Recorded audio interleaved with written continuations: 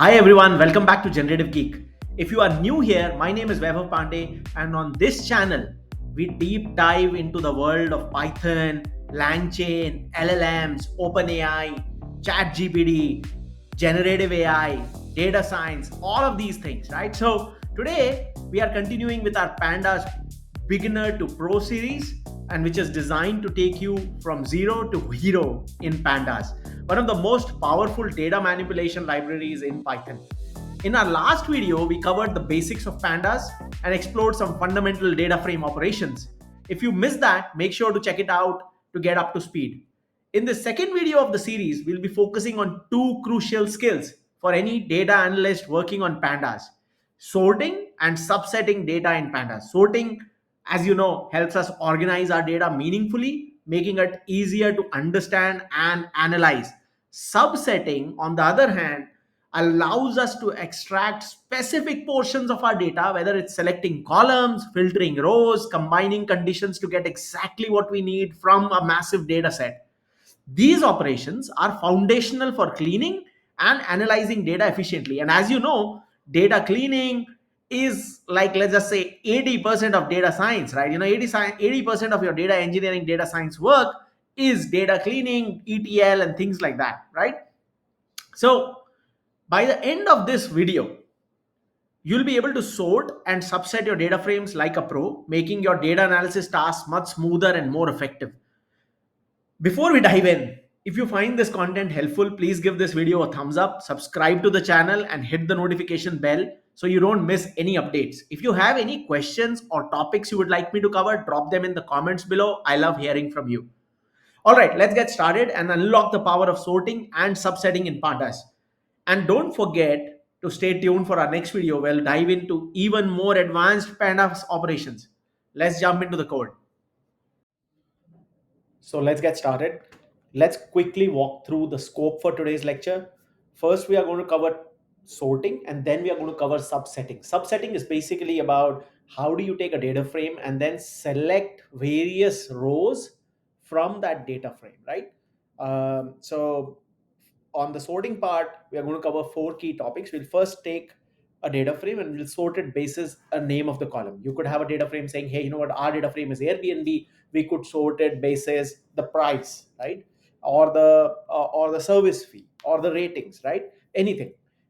Then should we sort basis on the ascending order where the lowest price comes first, or the descending order where the most expensive places come first, right? Sorting by multiple column names. If let's just say we want to sort basis first the reviews and then basis the price. So the top reviewers come up and then you start reviewing basis. You then sort them basis the price. That's like multiple column names. And then you could even specify the direction of the columns that are getting picked for sorting, right? So we are going to cover these four key topics as far as sorting goes. Then on subsetting or selecting, we'll just select one column first, so all the rows of that column, then several columns. Then so let's just say you could have, hey, just give me the names of the various places, right? From the Airbnb data frame. Next could be give me the name as well as the price, right? So that's several columns. Next could be, hey, I want basis some logical condition, something which has 4 reviews and also or has a review rating of this much and also has a price which is less than, let's say, $500, something like that. Selecting based on string values where, let's say, the country has a specific name, right? So these are all strings where the name of the property has a certain name, right? Things like that. Selecting rows basis multiple conditions, like again you could have multiple conditions where price is this much and the place service fee is less than this, the ratings are so much, and the country is US, things like that, right? Where you have multiple conditions, how do you select from data frame all of these rows, right? That's going to be our last topic as far as subsetting goes. So let's get started. So I have my environment and everything set up. My airbnb.csv is available in my working directory. So let's do first things first. We'll first load the data frame, right? And the way you load the data frame is we'll say pd.read.csv. Data is in airbnb.csv, right? So that's the file name which we are loading. And we'll say index underscore call is equal to id. These are the things that we did from our previous lecture.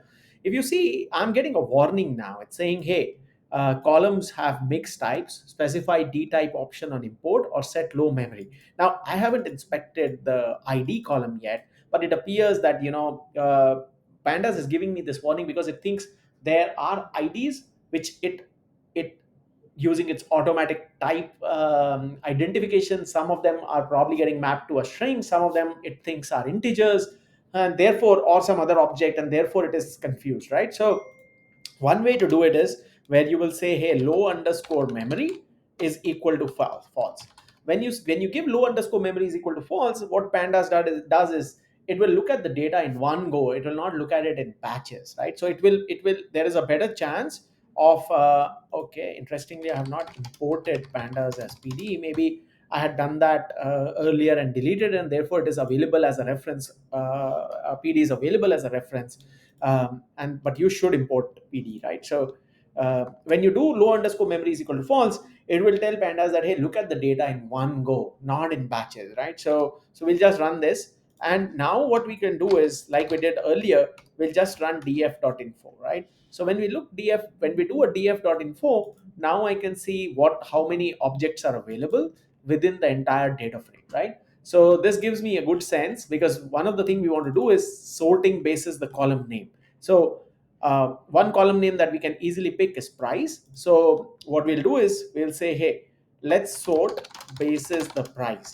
And the way you do sorting basis the price is you call the method called sort underscore values, and you give it which variable you want it to sort on, and whether you want ascending is false or not. And in place, when you say ascending is false, that means it will sort basis the descending order. So I'll remove in place is equal to true for now, and I'll just go with this, and we'll print the head of it for first 10 rows, right? So ascending is false means this now data frame should be sort where basis the price, and price should be in descending order, and I want to pick the first 10 rows, right? So we'll do this. Now I'm getting all these first 10 rows. We can quickly scroll, or I can just say, hey, don't give me the entire thing, or let's just look at the price ones, because there are so many columns, and so we'll just go up to the price, and probably price is not getting printed, right? So what we'll do is, instead we'll just say that, hey, give me a df, um, give me a df. But I've not talked about subsetting yet, but this is the way you basically subset basis. If you want only specific columns to be picked up, you bring in a list within the df, right? And the way to bring in a list is you say df double brackets, and then you bring in, start typing in the list name, right? So I'll first take list, then I'll have host id, next I'll take price, and I'll probably take country, right? So let's just run this, and now I should get only 4 columns, right? Because these are the only 4 columns, and this is briefly we touched in the first video as well.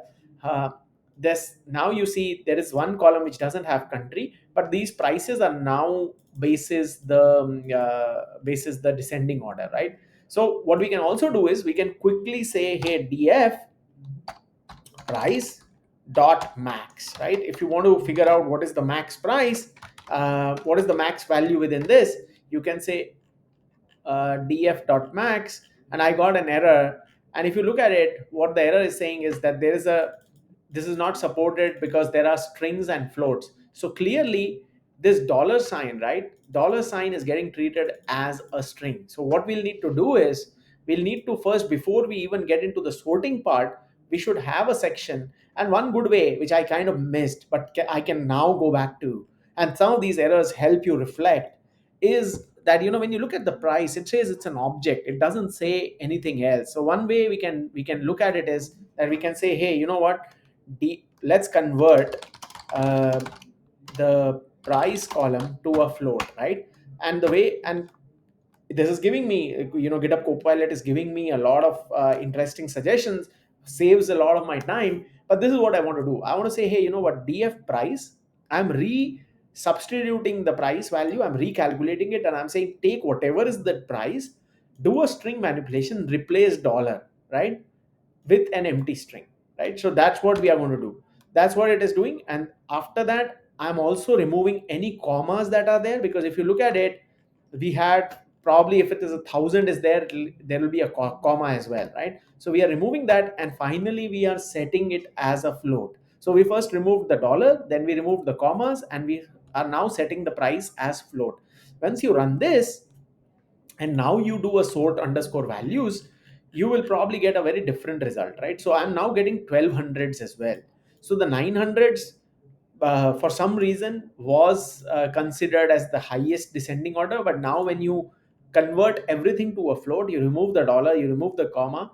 So before you do any sort of a sort value, sincere suggestion is go and look at your data and then convert it into a float, or if it's a string, move everything to a string, right? So that at least, and remove any special characters unless you really want them by design, right? So let's just say if it was some sort of a dictionary I was building, I would have removed only the special characters but kept everything else, right? So then it's very natural that it would have automatically sorted as it will do in a dictionary, right? So now my sorting is done. So we have done how to sort basis a column name. We gave it a column name which was price, and our sorting is done, and we have sorted on the basis of descending order. Now let's just see if I had to do the same thing in ascending order. And now if I run this, by the way, this is something which we missed earlier. If I run this now, it will tell me that 1200 is the max price, and what is the min. If I run a min on it, min gives you the minimum price, right? So $50 is the minimum price. So there is a property listed at $50 a night, right? And there are properties, not one property, but there are several properties listed at $1,200 a night, right? So this is how this min max works. But now let's just say, if if you want to do basis the descending order, right? Basis the ascending order, right? So we'll do ascending is equal to true, and when we run this, we see several properties listed at $50 a night, right? So this is the way you start sorting basis one column name. And now next what we'll do is, we are done with the sorting basis the column name, we are done ascending order and descending order. Now we want to sort basis multiple column names. Let's say if you have multiple columns, you want to sort basis the price, as well as, let's say, there is a service fee, right? So let me just also ask for it to print service fee, right? So there is a $10 service fee, and there is a $50 price, right? For properties that have $1,200, let's see how much is the service fee, right? So we see $1,200 and $240, right? So I'll keep this back, bring this back to true. So now what we'll do is, we'll sort basis multiple column names. So I'll sort basis the price, and I'll also sort basis the service fee. So let's see what happens now when we do that. So now let's say I want to sort basis the price and the service fee, right? So I'll just say columns to sort on. I'm just creating a list, and I'm giving it the column name. So I'm saying, hey, the first column I want to sort on is price, and the second column I want to sort on is service fee, right? So the next, what you do is, you call the same thing.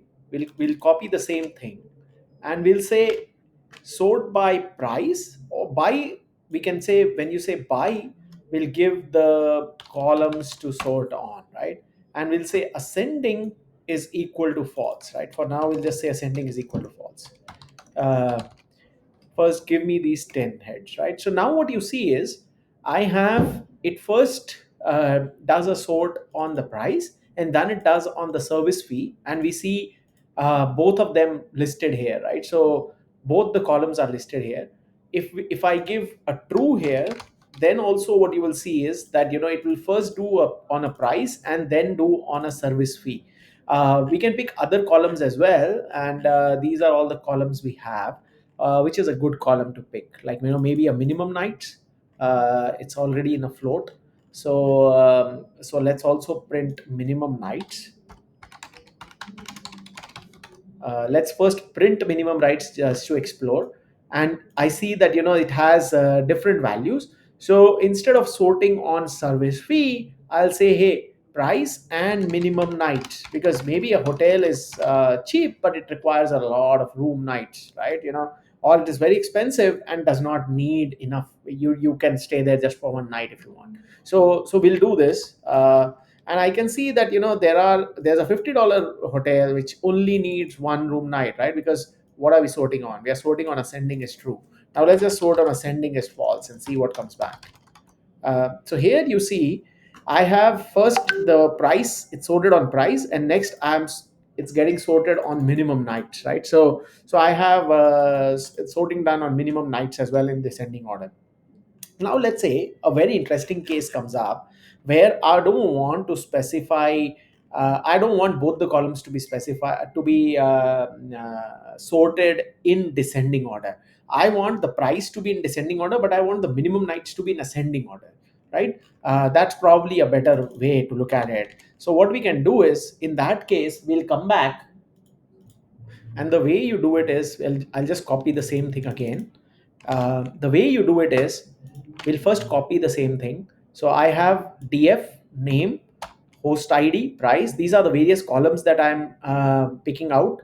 Or let's just make it neater and readable. So we'll say, we'll call it columns for selection. Yeah, and we'll say columns for selection are these are the columns I want. So this is my list, and we'll remove this list from inside. And sorry, sometimes I struggle with the mouse. So df columns for sorting. Oh, why did I say sorting? I should have said columns for selection. Select columns. Okay, let's just say select columns. These are the columns now that we want to show. We'll sort on columns to sort on, and columns to sort on was a list we created earlier, which is the same thing. uh, so I'll just bring this again here.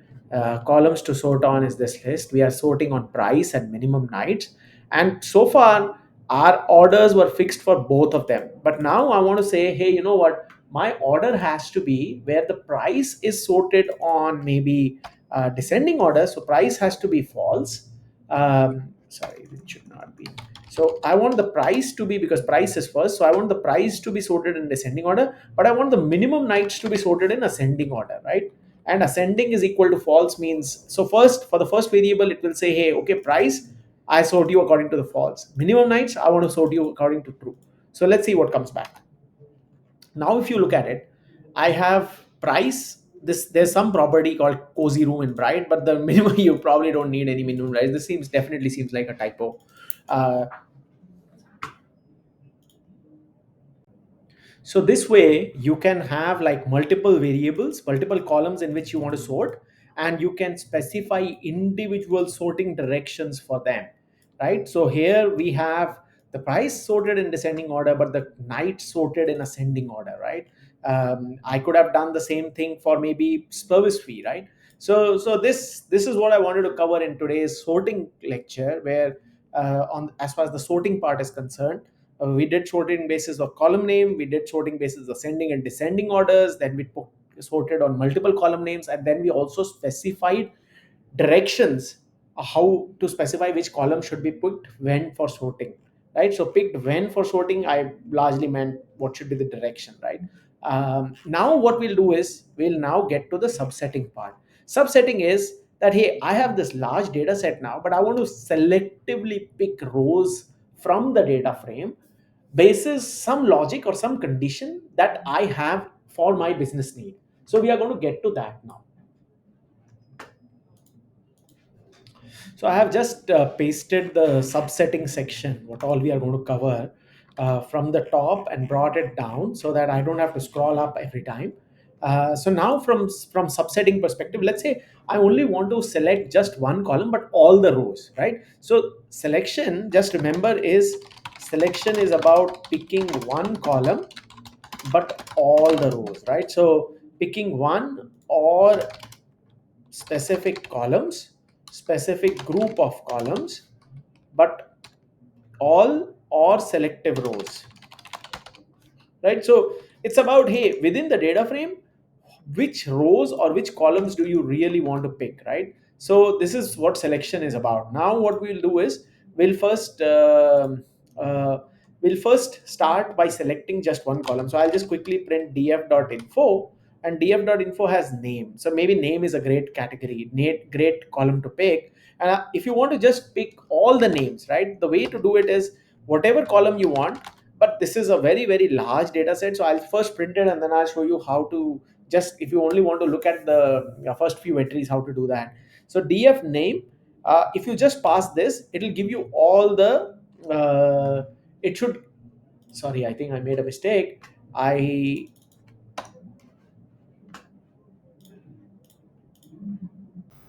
Not a mistake. It's actually, I looked at the IDs and I was like, why is it printing IDs when I asked it for the name? But ID is the index here, right? So it's printing the index and it's also printing the name. So these are the names, right? And if you look at it, it's saying, hey, there are these many items and it's type of object, right? So, but the column name is name. So it's printing all of that. So what you do is you take the name of the data frame and you give the name of the column that you want to print, right? Now, let's just say if you want multiple columns to be printed, the way to do it is, if you want multiple columns to be printed and you just say, hey, you know what, let me pass it as a list again, I'll say name and I'll say price, you will quickly see that, it will give you an error and it says, hey, I'm not able to find this key. It's now going out. So this becomes the key. So it's saying, hey, you know what, I don't find this key. So if a column was named exactly like this, it would have found it, right? But we don't have a column named exactly as this.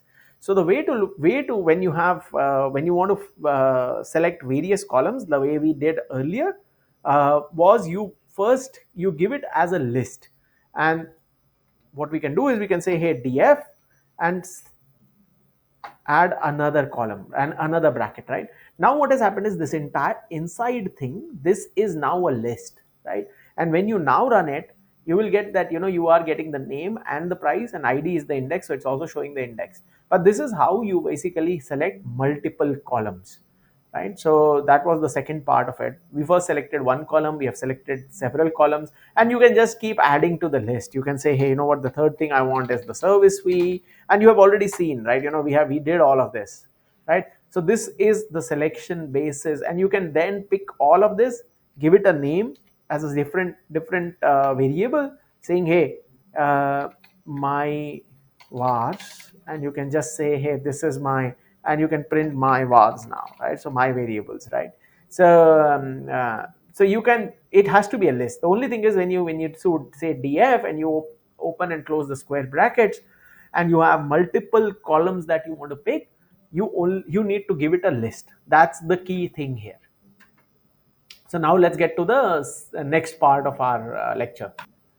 So now let's say if I have multiple conditions, let's say first, if I want one logical condition where I say wherever the price is less than $200, right? So I want to pick those rows where the price is less.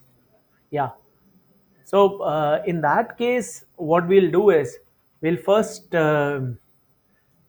say df, and now you pass your condition. So because we are interested in price, so we'll name the column price, and we'll say we are interested in price is less than 200, right? So when I run this, you will see I'm getting a sort of a data frame. It's not really a data frame. If you do a type on this, uh, and you close the entire thing, you will see this is a pandas series, right? A data frame is made up of various series, right? So collection of series comes together to form a data frame, right?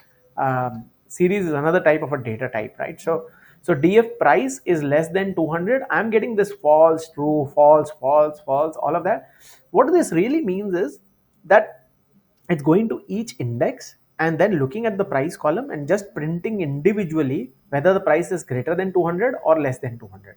Now, so but this is not meaningful for me, because I did not just want true false. I want it to tell me which are the specifics from the data frame. In that case, if you want to do that, the way to do it is, you will just wrap this against the logic, right? And when you do that, now you will get all those entries where the price is less than 200. And because it's printing everything, and let's just say if you only want specific columns, you can do the same thing again. We can pass my underscore vars to it, and then the condition, right? So now what the way it reads is, it will say, hey, only pick my variables from the df and apply this condition and show me the result, right? So we'll run this, and now I'm only getting my variables, right? So we are saying, hey, price is less than 200, so everything will have price less than 200. And if you want, now you can even apply your sort values on it. So you can just say, hey, dot sort values, buy is price, ascending, false. I just want all of it ascended in descending order. And we can even have, like, by price, and by, I can pass in a list here. We already had a list called columns to sort on, and ascending is equal to, we can have a list here. We'll say, hey, false, which is the first variable is price, which is false, and minimum nights, I'll say true, right? So I want, and let's just say, so you see, this is now we applied in this uh, one line that we wrote, we have applied everything that we have learned till now. So we have selection coming here through the column names. Then we have a condition of df price less than 200. Whatever was the output, we sorted that basis two columns, which is price and minimum nights. And we said sort price in descending order, but sort minimum nights in ascending order. So we have NYC Clinton Hill furnished room coming as the first winner for us, right? Or the first selection for us. So this is how you do sorting basis. So what all we have done till now, we have selecting just one column was done, selecting several columns basis a list is done, and we just did selecting rows basis a logical condition. So we have done one part of it, but you can have more such conditions, and let me just demonstrate how you can have more conditions now. So now if I want to, let's say, design more complex selection logic, like we have only one variable now, we are saying, hey, you know what, give me all the rows where the price is less than 200. But let's say if I want that, hey, my price has to be less than 200, my service fee has to be less than $30, and my minimum nights should be greater than 2. Let's just say if that is my requirement, the way I like to do it is, I'll create three variables. I'll say, hey, price less than 200, and I'll call it df price less than 200. So I'm creating these conditions, right? And I'm saying, hey, minimum nights has to be greater than 2, right? So I want to pick those hotels which have at least more than 2 nights requirement, so that only serious guys are there in the hotel, uh, in that, or whatever, right? It's just a made up condition. I don't have to build a story around it. So minimum nights greater than 2, and I have, let's say, hey, service fee less than 50, right? So this is my condition, right? This is something that I want to, or less than 30, right? So let's say if this is what I want, or minimum nights greater than 2, let's just see what comes back, right?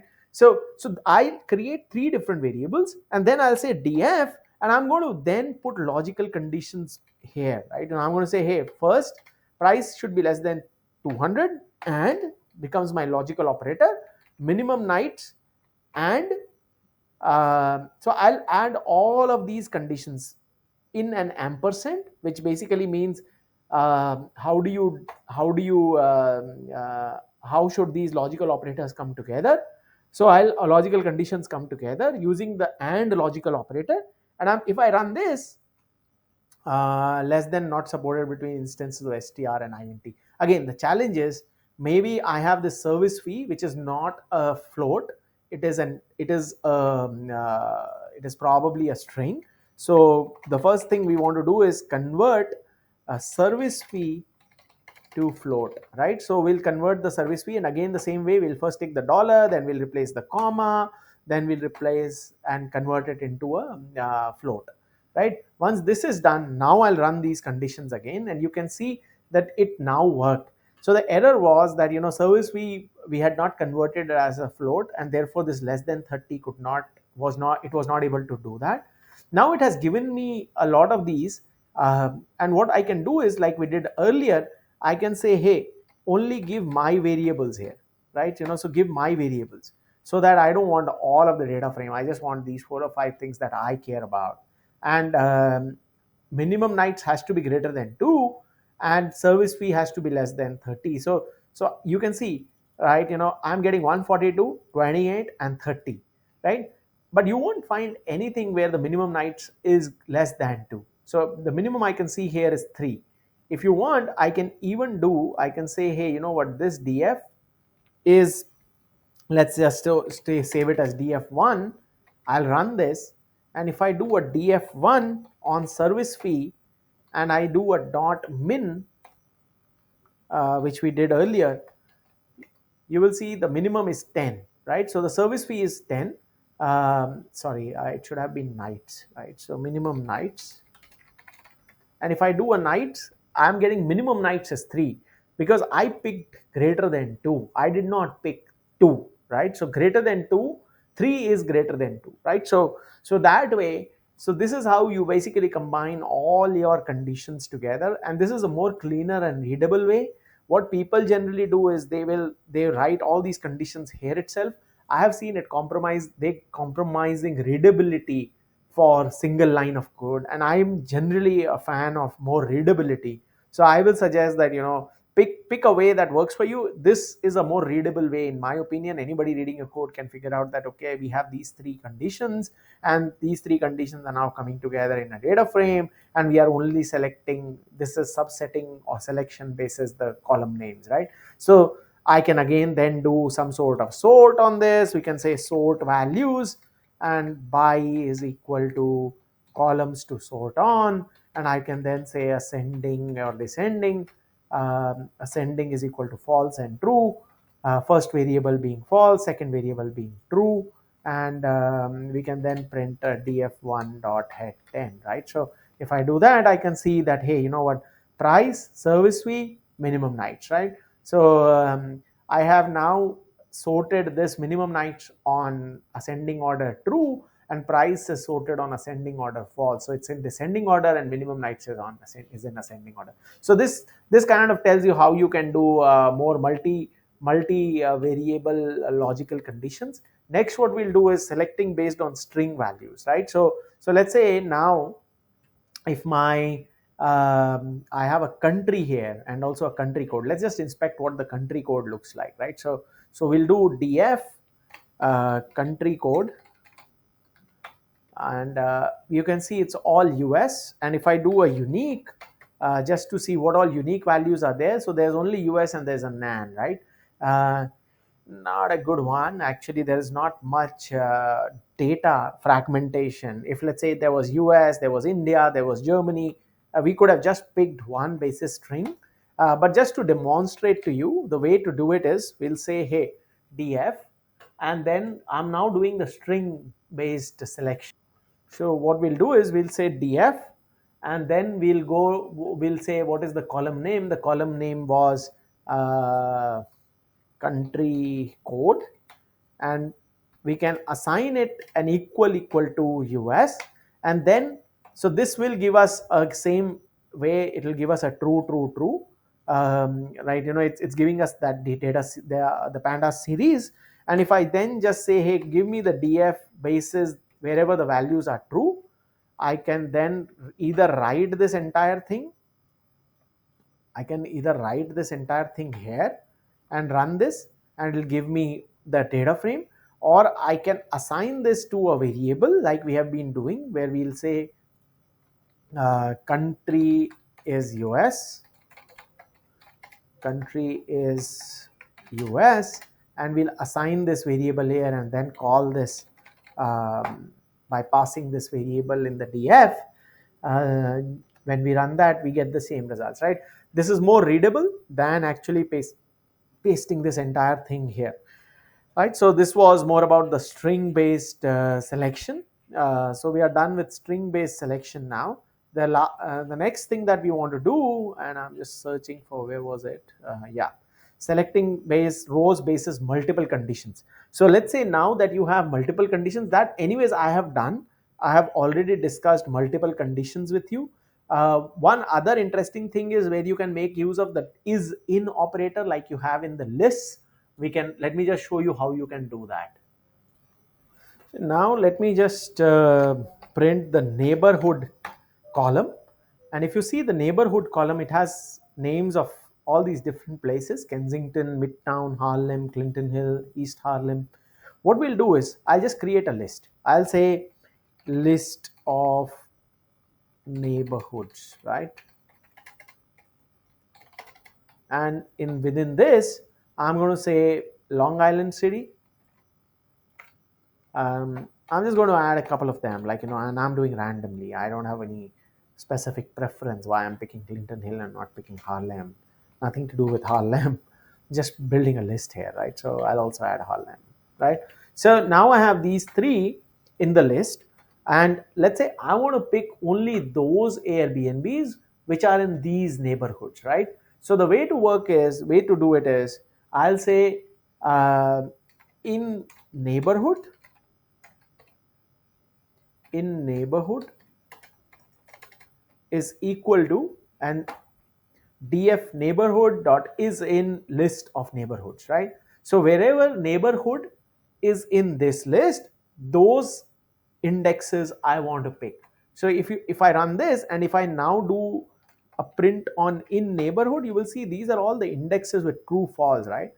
If I wrap this in the df and say, hey, you know what, give me all the neighbor indexes which have a true value, you will start getting all these values where the neighborhood is now, if you look at the neighborhood, it will be one of those which we have selected, right? So Harlem, Clinton Hill, Harlem, and there's a neighborhood group. So this is how you can do a is in based selection. So what we did today is we learned about sorting and we learned about selecting, right? So how do you sort a data frame basis whatever condition you have in mind, ascending, descending basis various variables, various columns, and then how do you go out and select rows from the data frame basis various conditions. So these are the two things that we did today. I hope you learned something new. And yeah, this concludes the lecture for today. And that's a wrap on our deep dive into the sorting and subsetting data in Pandas. I hope you found this tutorial helpful and you feel more confident in your data analysis skills. If you enjoyed this video, please give it a thumbs up and don't forget to subscribe to Generative Geek.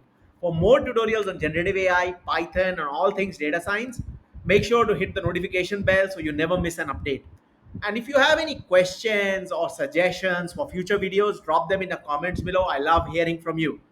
Stay tuned for our next video where we'll be exploring more advanced Panda operations and manipulation operations, especially where we'll be doing maybe some merge on data frames, right? We'll take two data frames, we'll see how can we merge them. We'll do column additions, right? Things like that to take your data manipulation skills to the next level. Thanks for watching, and I'll see you in the next one. Thank you. Take care.